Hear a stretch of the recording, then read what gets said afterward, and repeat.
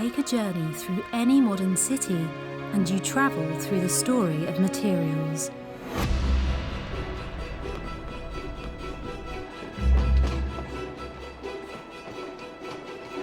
From stone and wood to shimmering glass and steel, these are the stepping stones of our own human story.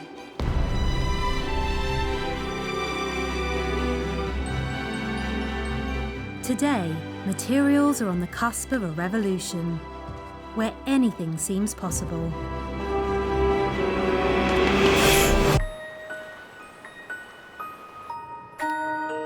Bionic limbs that can feel. That was the closest thing to come to a human Terminator. Self-repairing shoes. Self-growing, self-reproducing even. Mind-bending metals. It's a bit like my parents' cat. They can be utterly baffling. It's like a magical world. Or totally wondrous. It was developed to catch stardust, so it's basically a poem. I mean, is there anything more poetic than something light to catch stardust? And now, working with the basic building blocks of matter, scientists are blurring the lines between the living and the non-living. You're actually making structures which nature doesn't make.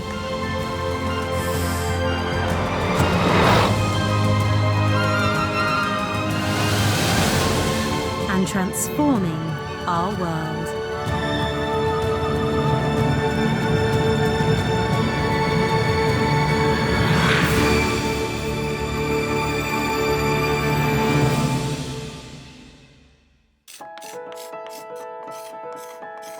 The natural world is where our relationship with materials began. With stone, iron and wood, we made everything from tools to musical instruments. Gareth Ballard is a luthier, a craftsman of wooden stringed instruments, but he specialises in the ultimate in musical craftsmanship, the violin.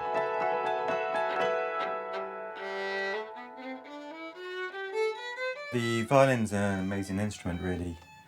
One of its features is it can sound very much like the human voice. You can really make it, scream. Or you can get real nice deep power notes. If you're a good player, that is. Gareth is a traditional craftsman, but he embraces new technologies.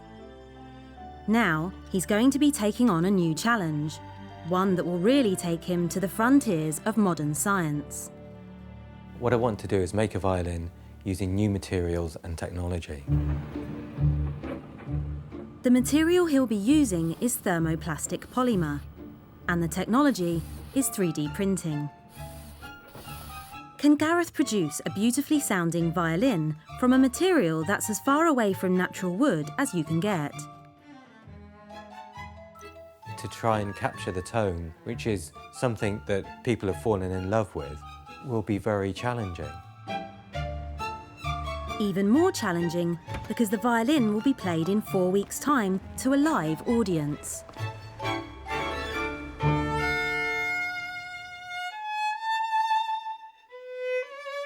Una Palliser has played on some of the biggest stages in the world. Her music ranges from classical and folk to gypsy.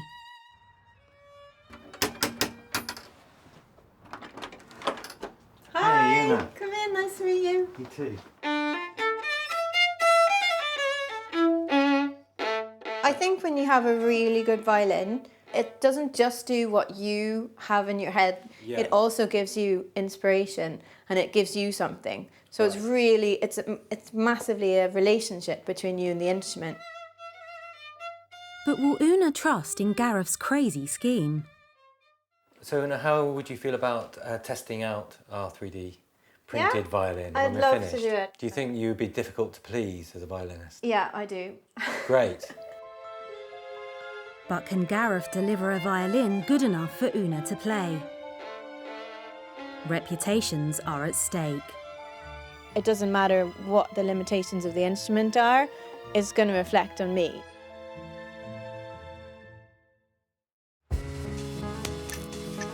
It's our senses that connect us to materials and make us human. In the remote landscapes of northern Sweden, one man is crossing the boundaries between human and machine. He's been called Europe's first cyborg. In 2013, 10 years after his cancerous right arm was amputated, Magnus Niska agreed to test a revolutionary artificial hand that would be controlled by his own mind. This arm is really amazing. I use it to everything.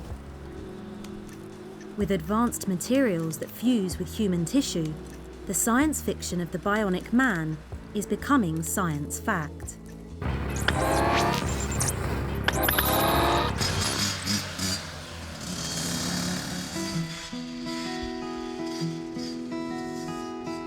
Magnus lives with his wife and young family in the small Swedish town of Haparanda. After struggling with a conventional prosthesis, he agreed to test one that would be bolted directly into his bone and connected to his nervous system.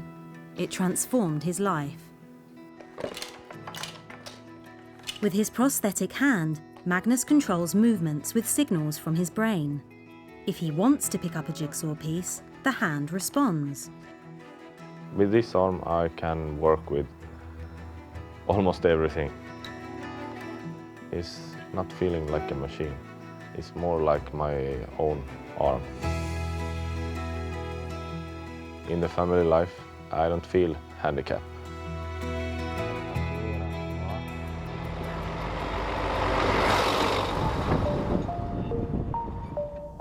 So how does this prosthetic arm work? Scientists are now learning how to interpret the signals from the brain. Electrodes implanted in Magnus's arm transmit signals from his brain to the hand, from man to machine.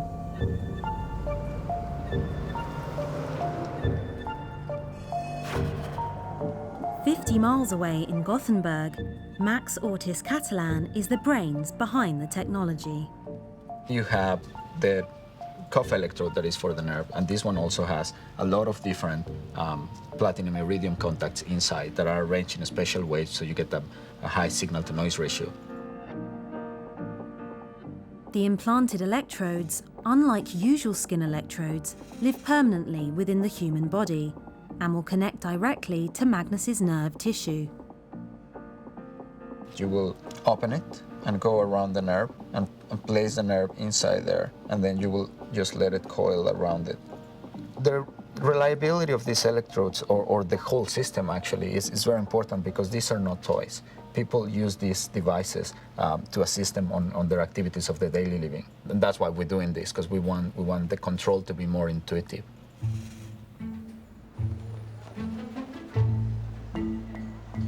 But something is still missing. A sense of touch. What if the signals could go both ways, and the brain could interpret what the artificial hand touches?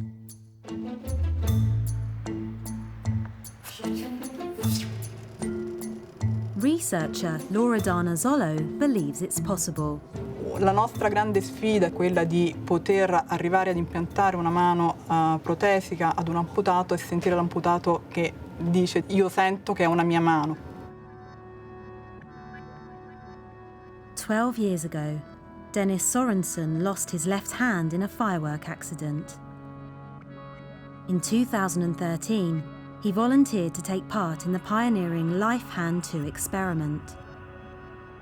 For me, it was kind of a duty when I thought this is so exciting, and I really would like to be a part of this huge project.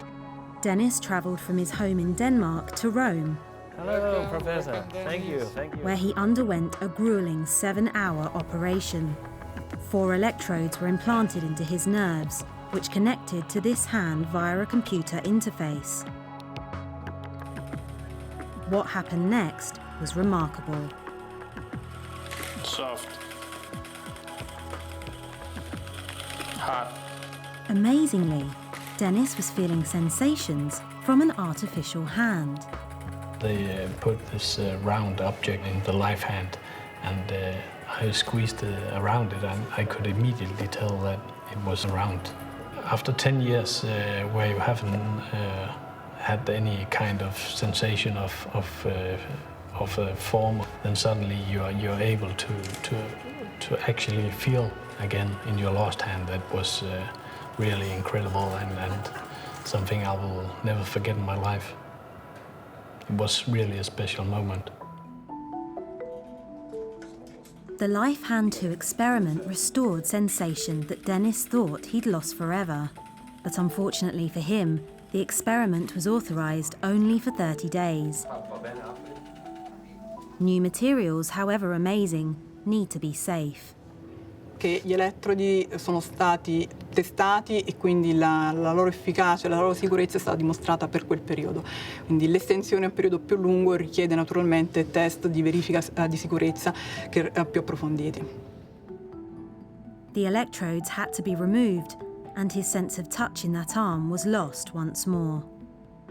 The fact that it was taken away again, I knew from the start, and yeah, it was just incredible, and I was very proud and also humbled to be the one who was selected for the project.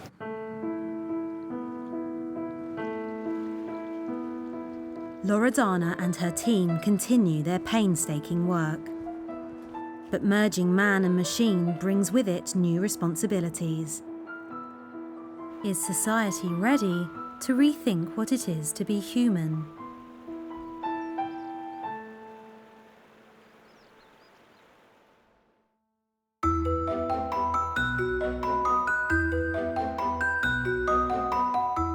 Our sense of touch can be the key to the sometimes baffling world of new materials. Zoe Loughlin, a curator at the Materials Library in London's University College, is an artist as well as a scientist. And her love of materials is about sensuality and fun. You've got to kind of touch materials to really understand them. And one of my favourite to touch is this guy. Now, oh, this is quite heavy. And it looks like it wouldn't be. It's soft and it's fine, so delicate. Each one of these individual strands is like the 10th the size of a human hair. And it's incredible because this is 100% steel, but it's super, super soft, super silky. I mean, it's a bit like my parents' cat. It's kind of beautiful, elegant, steel, yarn, ball, stuff. Beautiful.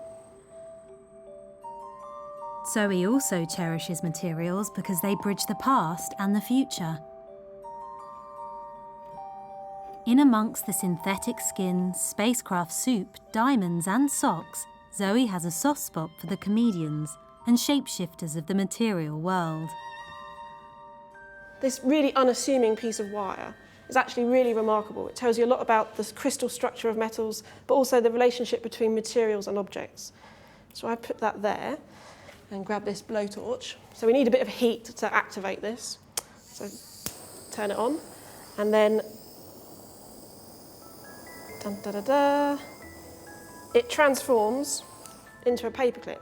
And what's happening there is the crystal structure of the metal is realigning itself, and the crystals are returning to the place they were when they were born. So this memory, well, the memory of the metal is the memory of the crystals, and they'll realign themselves to form the shape of a paperclip. For Zoe, materials might be magical, but she knows very well they're not magic. Their special effects are down to hard science. It's really difficult to pick a favourite out of the thousands of materials we have, but if I'm pushed, I always come back to aerogel. Now, this is something that was donated to us by the Jet Propulsion Laboratory at NASA. And at the time they made it, it was the lightest solid in the world. So nothing was lighter than this. But it's blue for the same reasons that the sky is blue. So it's how light scatters through it, not how it absorbs and reflects certain wavelengths. So it's basically like solid sky. And it was developed to catch stardust. So it's basically a poem. I mean, is there anything more poetic than something light to catch stardust?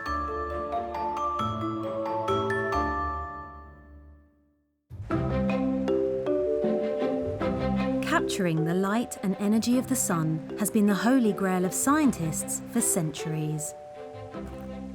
In the field of modern solar energy, Professor Michael Gretzel is a renowned pioneer. But it wasn't always that way. For 30 years, his colleagues thought he was crazy. It's been a rough start and also a rough ride, especially in the beginning. People were skeptical, and we went against the prevailing opinion. When Professor Grätzel started out, solar technology was based on silicon panels. But he had other ideas. For him, the answer was in the colours of the natural world. I always feel very happy, surrounded by green trees in my orchard. And I love nature. I was inspired by the natural system. Nature has its own way of converting sunlight to energy through the process of photosynthesis. Grätzel started researching how he could imitate that process to create a source of sustainable energy. I was passionate about finding systems that would produce electricity from light by not exactly imitating natural photosynthetic systems, but taking the most important cues from the photosynthetic system. His pioneering work was based on a simple principle. The pigment that gives every plant its colour is also the chemical that converts sunlight to energy during photosynthesis. Based on these colour pigments, Grätzel created his own dyes. Today, they help make the Grätzel dye-sensitised cells, and they work like this. Dip a piece of conductive glass coated in titanium dioxide into mashed up raspberries. The resulting pink pigment makes a great anode. To create the cathode, simply scribble a layer of graphite across a second piece of glass. Add a couple of drops of iodine to complete the circuit. Expose it to light to represent the sun. Excited by the sunlight, the electrons then flow out as an electrical current. And there you have it, a fan powered by a raspberry juice solar cell.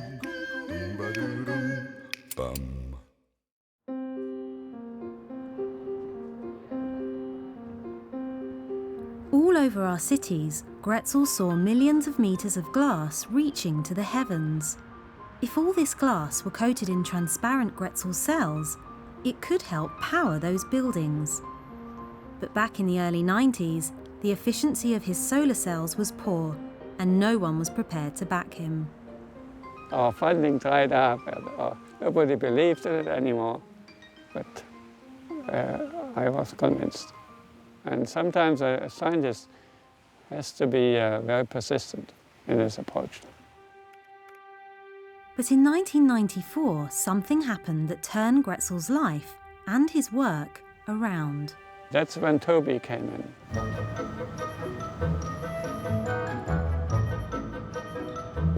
I'm Toby Meyer. I am now CEO of Solarnics. Before that, I was doing my PhD work in Professor Grätzel's lab. Ah, bonsoir, Professor. Bonsoir. Working side by side with Toby, Grätzel was faced with the challenge of improving the performance of the solar cells. And they still had to deal with the skepticism that often comes with the promises of new materials. It was a total skepticism at the beginning, that this ever would be a solar cell that can be useful. People had an expectation that now this new thing will come out quickly in a very fast and elegant way. That was kind of the misconception. So, to win people over, the partners improved the efficiency of the synthetic dye, enabling them to deliver real products. What you see here is a table that's fit with dye solar cells and that charges a phone or any electronic device just by picking up the daylight. And when you need, you can charge up the phone with the table for free.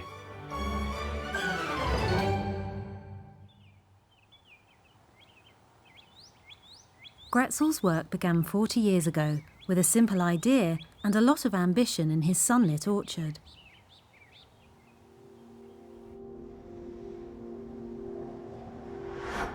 Today, the coloured windows in the Swiss Convention Centre, covered in a thin film of Grätzel cells, are a celebration of his vision and determination.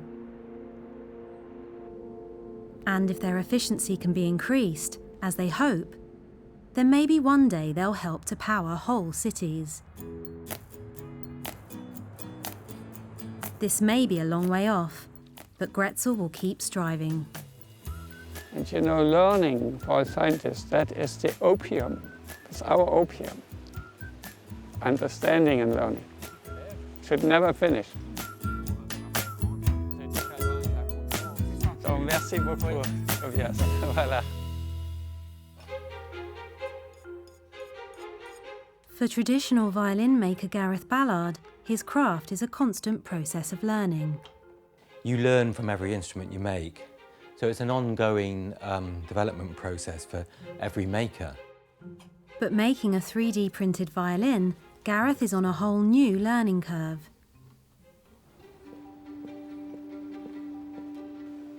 Today he's come to Warwick University, a leading centre for 3D manufacturing. He's going to be making the most important decision in the whole process: the material that they'll use. You can use a range of materials from polymers, plastics, metals and ceramics mainly. Professor Greg Gibbons is a materials scientist and 3D printing expert. Well, the way I see it, Greg, is that the sound of the violin is defined by its shape, design, and the material used. How close are we going to get? I mean, the shape's no problem. Yeah. You know, we've got that. The scan is accurate, the building's accurate. Mimicking the material is going to be the really big challenge to get that to sound acoustically the same. I think a very, very big challenge.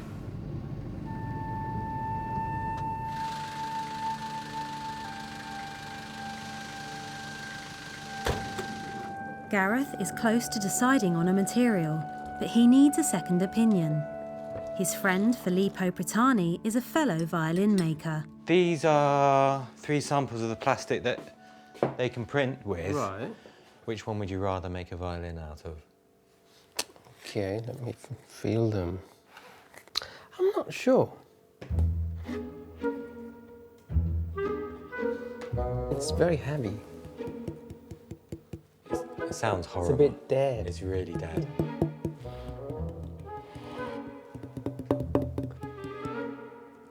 This has got a nice ring, though. It's got a long ring. Between these two, I would probably pick this one. It feels the stiffer to me. Even though Filippo chooses the same ABS polymer, Gareth is still racked with doubts. I don't think it's ever going to be stiff enough. Just hope it doesn't collapse. To begin the process, Gareth provides the violin to be scanned. With over 3,000 individual images, they now have the computer model that they'll be working from. And now it's time to unveil the CAD on the big screen. We've actually got all the graining. That is the accurate graining we've managed to pick. That is the actual grain Yes, of the it wood, is. it? It is indeed, yeah. If you had a Stradivari, you'd be able to recreate a material that would behave a little bit like that. You need to do a lot of physical testing of materials and a lot of physical development processes to get there, and certainly in the time that we've got, so there's no chance of doing that. So, Mark, realistically, what do you think we might be able to achieve by next week? One thing's for sure, you're giving us a real challenge in the time available, and we'll certainly do our best. Right now, the chances of making a plastic violin that sounds good aren't looking promising. For Gareth, the sound of a violin is about the wood it's made from, and for him, it's spruce every time. The wood plays a very important part in the construction of a violin, and this wood is very important because there's lots of long tubes going down it, which makes it very resonant. The tubular hollows in the spruce give each of Gareth's violins their strength and flexibility. It's a lot stiffer in its length than it is across the grain. For me, that's a very important feature because it makes the whole top plate vibrate in a very particular way, which will give accent to certain harmonics and resonances that really That is what makes the character of a sound. So would the ABS polymer sound better if it had a similar internal structure to spruce? At this stage, the computer design can still be changed, so Gareth sends an email to Greg at Warwick. What I suggested was to put tubes going through, you can see them here. If you imagine putting lots of straws together on a flat surface, let's say, they would be a lot stiffer on their length than they would crossways. The idea of this is not necessarily to make it resonate better, but to make it resonate more like a real wooden violin. Gareth will find out whether his plan has worked in just 1 week's time, when the violin is played to a live audience.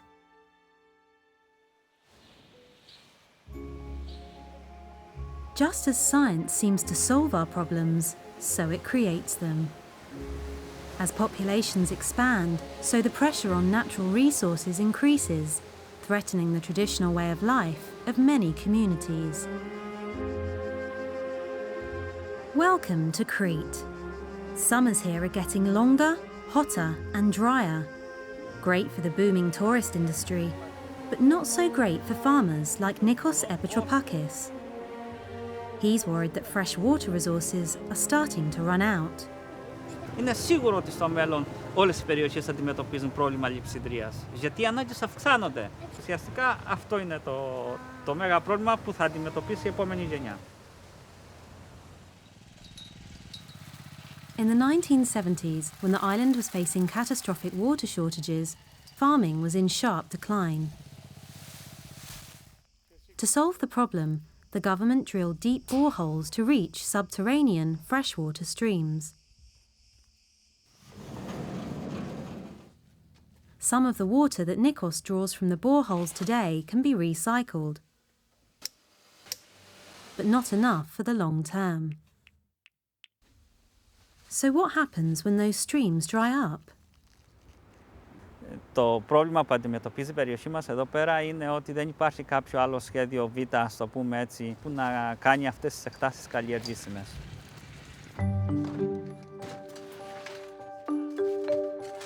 Frustratingly, there's water all around the island, but one bucketful of salt water could kill the hardiest crop.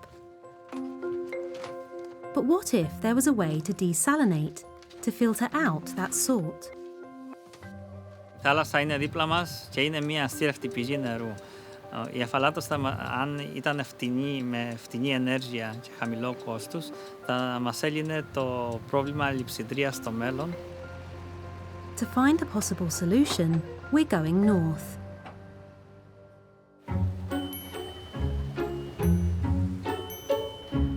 Denmark, a country that's not short of water. In Copenhagen, researcher Sylvie Brackvelt and her boss Klaus Nielsen are developing a revolutionary new material that could increase our freshwater supplies. Their inspiration was right under their noses, their bodies. The whole idea came in the context of biomimicry, which basically means that you use principles from nature to apply them in industrial environment. We're all made up of trillions of cells, and each cell wall has minuscule channels that let water into and out of the cell. These channels are made from proteins called aquaporins. The aquaporin channels, they have been designed by nature during billions of years of evolution to filter water and only water molecules. So they're very essential for human life. They do this by the natural process of osmosis, drawing water through the aquaporin channels into the more concentrated solution within the cell, but leaving salt ions behind.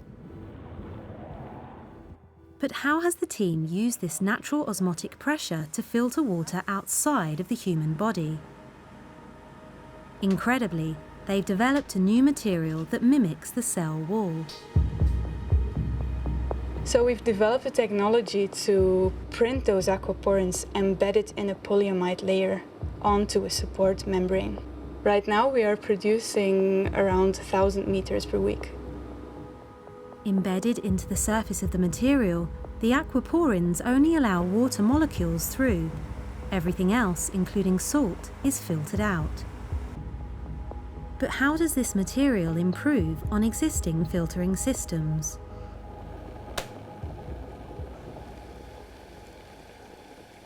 A large water filtering plant works on the same principle as a coffee plunger. It's an effort for Sylvie to push even this small amount of coffee through the filter.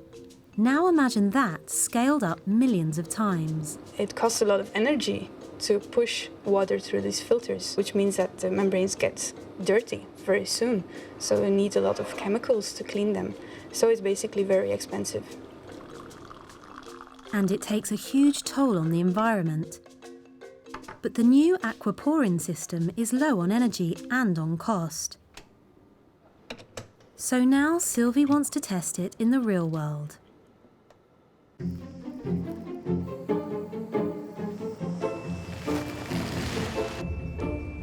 If the aquaporins could filter the salt from seawater, Nikos' future could look very different. Hi. Hi, I'm Sylvie. Nikos.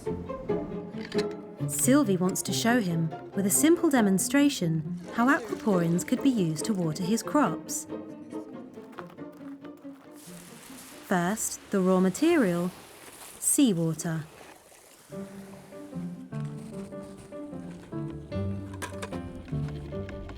So all we need to do now is wait. On one side, the seawater. On the other, a more concentrated liquid fertilizer. Through the process of osmosis, water will naturally be drawn, as it is in the human cell, towards the more concentrated solution. In this case, the fertilizer.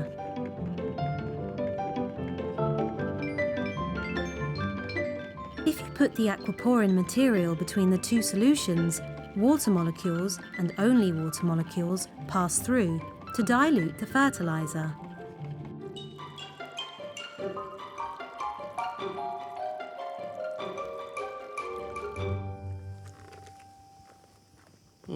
Coś παραπάνω νερό. Είναι πιο αραιωμένο. So, water from the sea now pure enough to water Nikos' crops. But aquaporins don't just work on seawater. They can be used to filter out pollutants and contamination. There's lots of people in the world who are lacking water, but they don't have the energy to make water. So the potential of this technology is huge. Καλό αποτέλεσμα πάνω απ' όλα και να είναι θετικό για τον τόπο μας.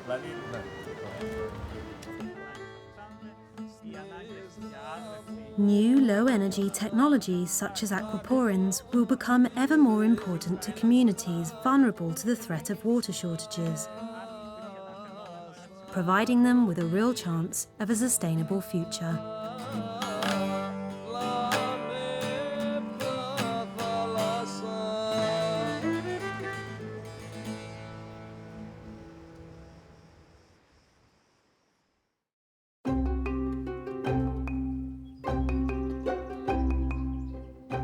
Scientists who are trying to develop new sustainable materials for the fashion industry also mimic nature.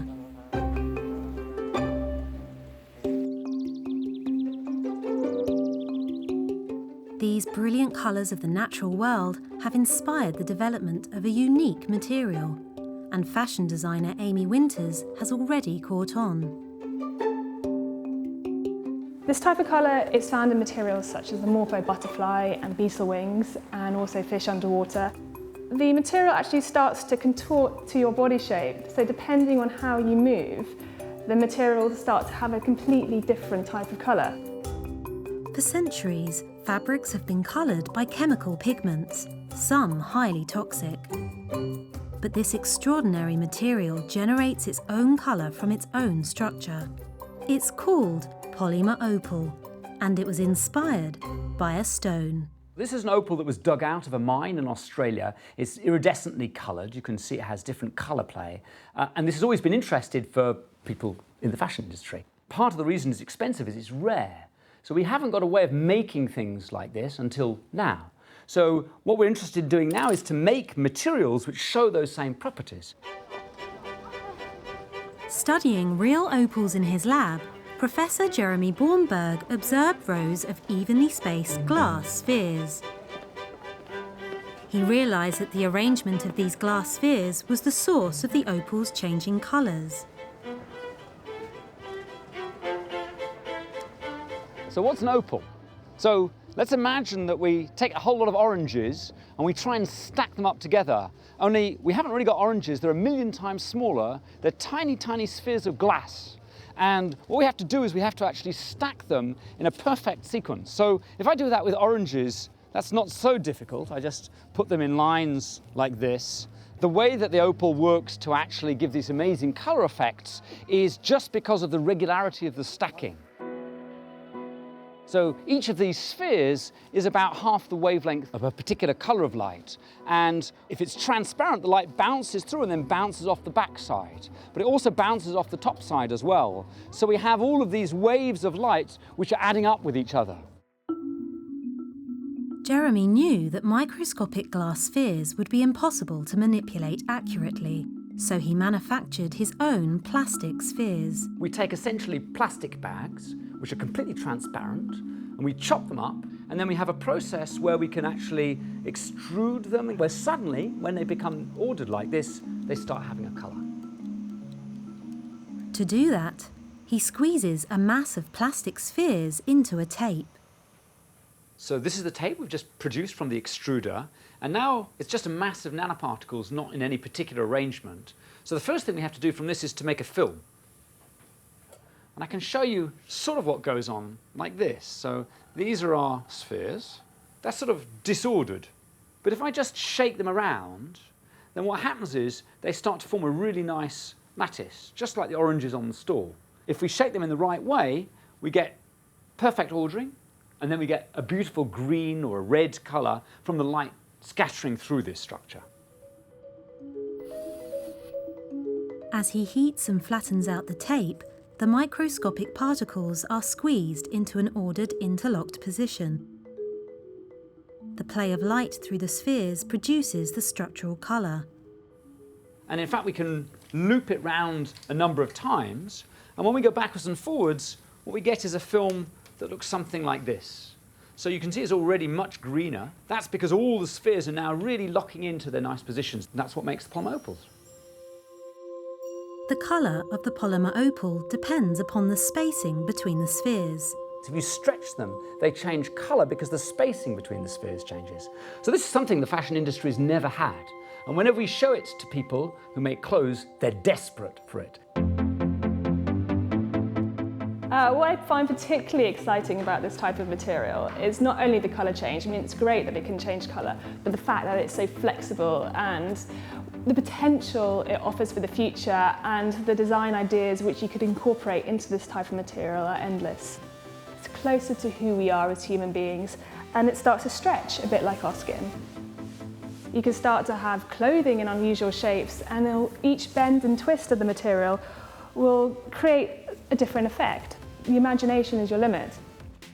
With the potential to revolutionise how we produce colour in everything from banknotes to bras, Jeremy's polymer opal could make toxic chemical pigments a thing of the past.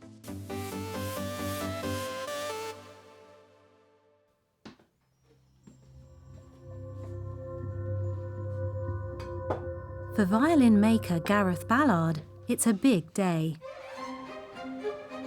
The violin he's been working on with scientists from Warwick University is about to be printed.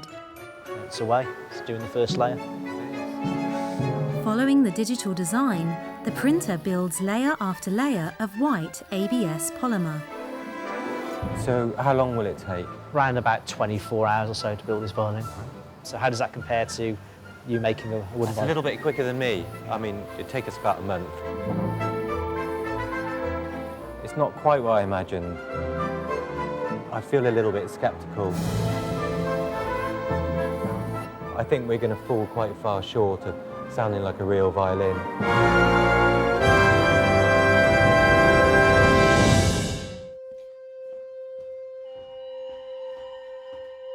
Today, the 3D printed violin finally arrives at Gareth's workshop. Now, the moment of truth. Has his plan to improve the sound and strength of the violin worked? So this is the moment. Wow. It feels remarkably strong, I must say. It almost feels like we've been underestimating the stiffness of this material. It doesn't feel like it's going to collapse. And the neck, what I've been worried about with this is that this would be too bendy, but I mean, the neck, it might just about manage it. It doesn't sound un-violin-like.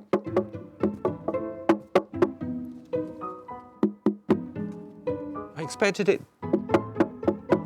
to ring less than that. It's like a magical world. It is, it's like a snowscape. I can't quite work out what's going on.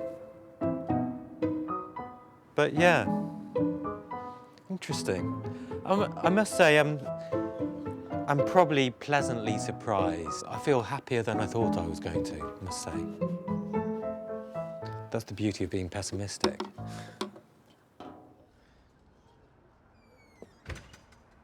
The violin, printed in a white ABS, looks promising to Gareth.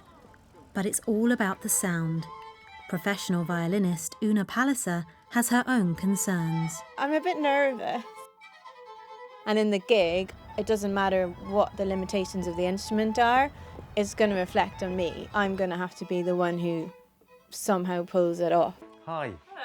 Hey. How are you? Nice to see you. You too. Again. Mwah. I want to see inside. What do you expect it's going to sound like? I don't know. I think we should just open it and see. Oh my God, it's white. Wow, gosh, it looks like wood though. It looks like something from a museum. It has got a funny texture on it, hasn't it? Let me smell it. It's having the smell test. Wow. Okay, ready? Go on. Okay, drum roll, go.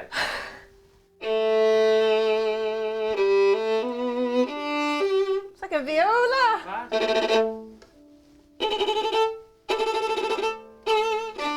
It kind of does pretty much what I wanted to do. I think you've done a really good job. Wow. Wow. Amazing, totally. It's way better than I was expecting. I think we can do a gig on it and it should, you know, we can play some actual tunes. Yeah. The violin's big test will be in front of an audience in 2 days' time.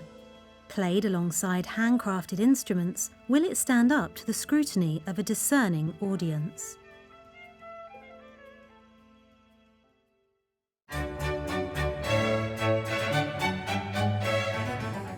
Cambridge, historic town of dreaming spires, academic excellence, punting on the River Cam, and jungle music. Always carry a sound system because you never know when you're going to need to DJ.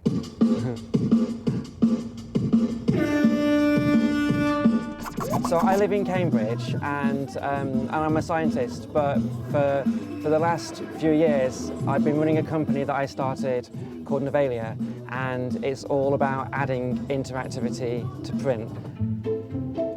Novalia might look like an average print company, but there is one big difference. Their prints make a lot of noise. So this drum poster's fun, you can touch it, it plays some beats, but we also make print that is Bluetooth and can connect through to your smartphone and then can connect onto the internet. Using a thin layer of ink containing nanoparticles, Kate has printed electrical circuits on the paper. This one is like a soundboard. After giving a TED talk on nanocarbon inks, Kate demonstrated some scratch DJing on paper. Then she was contacted by a very special fan.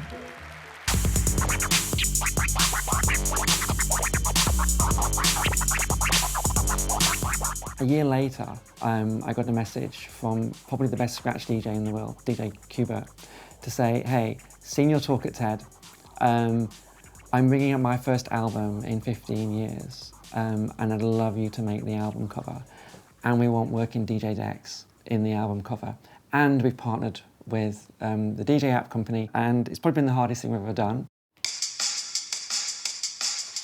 Kate's nanocarbon inks have converted Q*bert's Humble Album sleeve into an interactive electronic conductor. Via Bluetooth, the mixer on the sleeve controls the DJ app on the phone. When someone touches them, it's almost like they lose where they are and they get a massive smile on their face, just like they're a child. And actually, they're learning about technology without even knowing they're learning about technology. And I get massively inspired and rewarded by seeing that. But nanocarbon inks have become more amazing since the discovery of the world's latest wonder material, graphene. Graphene is just one single carbon atom deep. Stronger than steel and transparent, a piece the size of a football pitch would weigh less than a gram. Well, graphene is special because it has a lot of superlative properties which are much better than any other material, like strength and conductivity and flexibility and transparency and all that. But the most important thing is that it's all of these things in one material rather than a different material for each.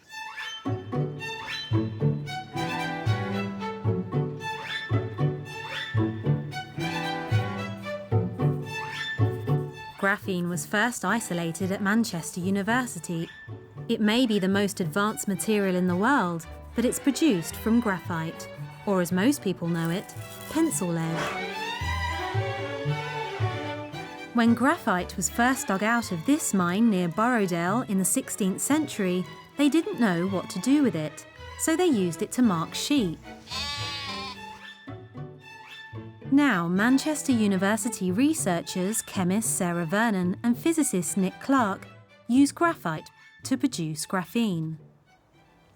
The normal sort of graphite that you dig out of a mine would look something like this. It's kind of rocky looking.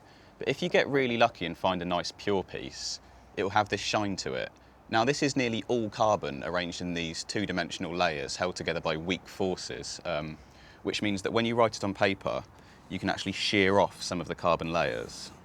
We can describe the structure of graphite like a pile of paper, where it's easy to slide the sheets over each other, but they tend to clump together. But if I use a piece of sticky tape, then I'm able to pick up just one sheet. And we can play the same trick with graphite. If I take a flake here and stick it down onto sellotape, I can then peel the rest of the flake away, leaving a thin layer of graphite behind. So this will still be quite a thick piece of graphite, but obviously if I peel it, it will become twice as thin. Split it again to make it 4 times as thin, and then 8 times as thin, and I can keep going. And that's the key. If we do this enough times, we get down to a single layer of graphite, and that's graphene. At Manchester, Nick and Sarah are part of a multidisciplinary team that are working hard to get graphene out into the marketplace. We have people from physics, chemistry, material science, engineering, maths, biology. So basically pretty much every discipline, even the business school is involved in doing studies on graphene at the moment. For all its amazing qualities, graphene isn't substantial enough to be used on its own. The Manchester team are working out ways to layer graphene into other materials to change their properties. In terms of these layered materials, I think it's a very unique situation where you're actually making structures which nature doesn't make. If the team can scale up the process of graphene layering, the possibilities are endless. Flexible screens, improved solar cells, DNA sequencing, and even faster electronics. Keep a smile on your face.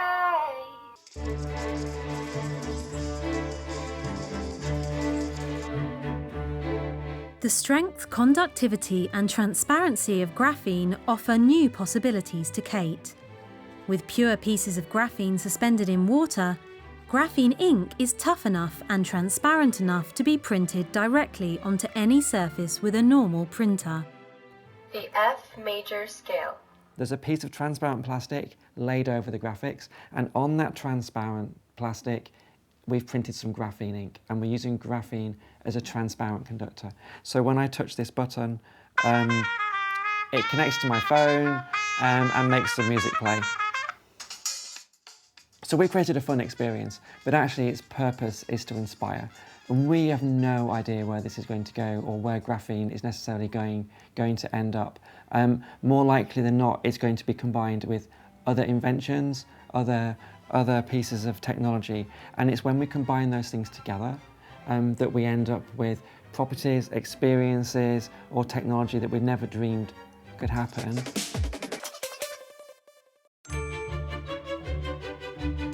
Every runner wants the ultimate trainer. So imagine this, a trainer so high-spec that it behaves like a living organism. It just keeps growing. People would like that. That future may not be so far away.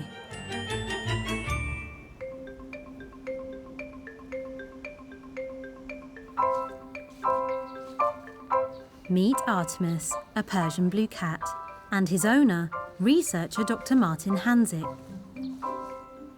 Experimenting on the boundaries between the living and the non-living, his findings could revolutionize our relationship with materials. Passionately committed to preserving the natural and the built environment, he's working with a technology called protocells, artificial materials that can be made to respond like living organisms.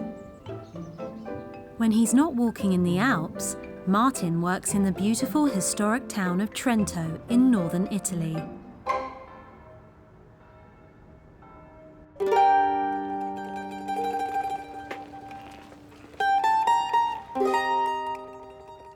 Much as he loves them, he knows that every building here, like any structure man has ever built, is slowly deteriorating. When we look around a city like Trento, we can see that the building materials were set there and they are slowly crumbling into their environment. And this is normal. And actually it adds to some of the romantic beauty of these kinds of ancient places. We can see various types of architecture and various types of materials that were used to build this town over the centuries. And they typically are very hard, static, unresponsive materials that one could shape to make, for example, the paving stones in the streets. Traditional inert materials like marble or even iron and brick can't adapt to their environment. Left unprotected, they would corrode and eventually perish.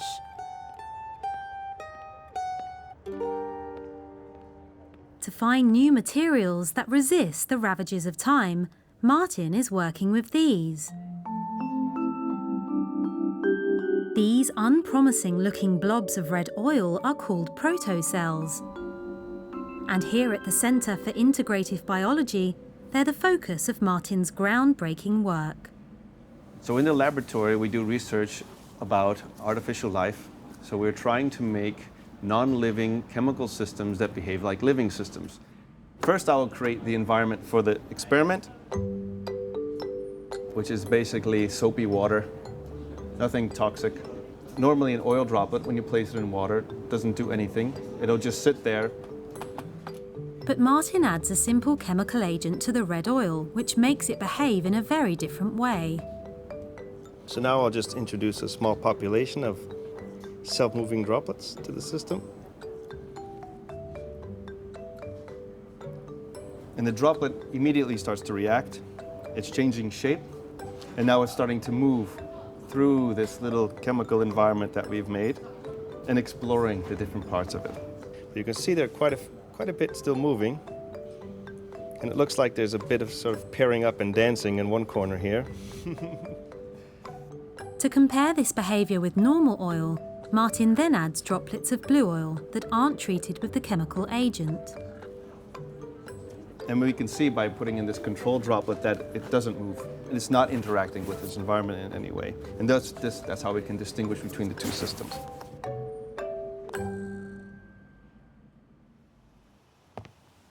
Martin's vision is to apply the principle of these reactive materials to our homes and cities. We are thinking ahead to new kinds of materials that one might be able to use in the built environment to make buildings, to make homes that are more responsive and more integrated into the environment. But what if these new materials could do what the old materials cannot? What if they could be like living systems trying to maintain and preserve themselves? They would need to move to change their environment, just as the oil drop protocell does. One of the future visions for making new materials with lifelike properties is that you would have a structure that is self-repairing, perhaps self-growing, self-reproducing even. It may sound like sci-fi, but Martin's vision has already inspired London-born designer Shamiz Aden. I'm a speculative designer and I was very much interested in looking at the future of footwear design and how emerging technologies could impact the way we run in the future. Transforms resources. I actually saw a TED talk on Martin, Dr. Martin Hanzig, and I was really excited by his body of research that he was doing on protocell technology. And just by chance, I just emailed him out and just said, would you be interested in collaborating with me as a student, interested in new materials? And we started working together on developing this concept of this pair of running trainers. They will adapt to the individuals as they're running.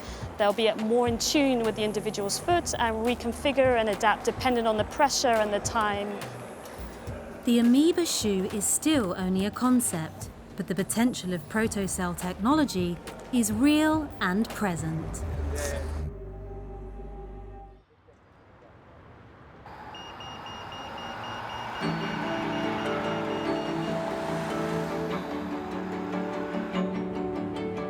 Now I'd like to introduce sort of a special guest, a 3D printed violin.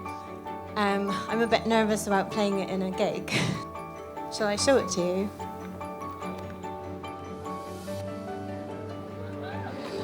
Wow. So it looks like it's been painted white, but actually it's made of plastic. And this is actually the colour that it came out. So yeah, we'll give it a go.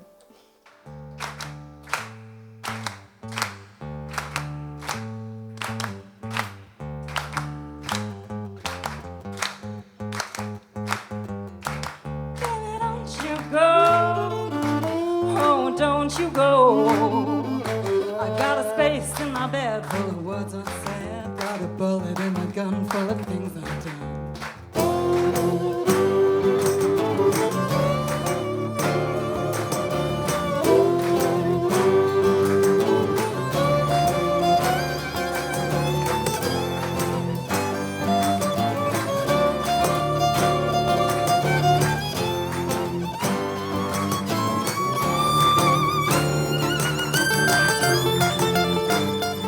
Been brilliant.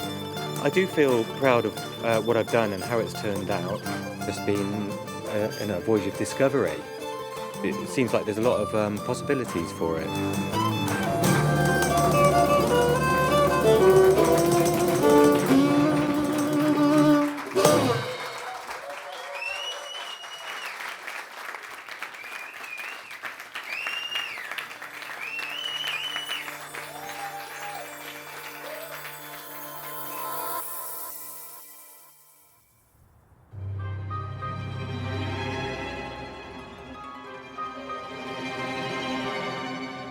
The story of materials begins in the natural world, a world that's given us the resources and the inspiration to enrich our human story. As new materials defy our imagination and enhance our world, so they're helping man and nature to thrive and grow. So what we hope to create is kind of synergistic ecology between what is natural and what is artificial, to make a more harmonious type of integration of technology with society, with humans and with nature.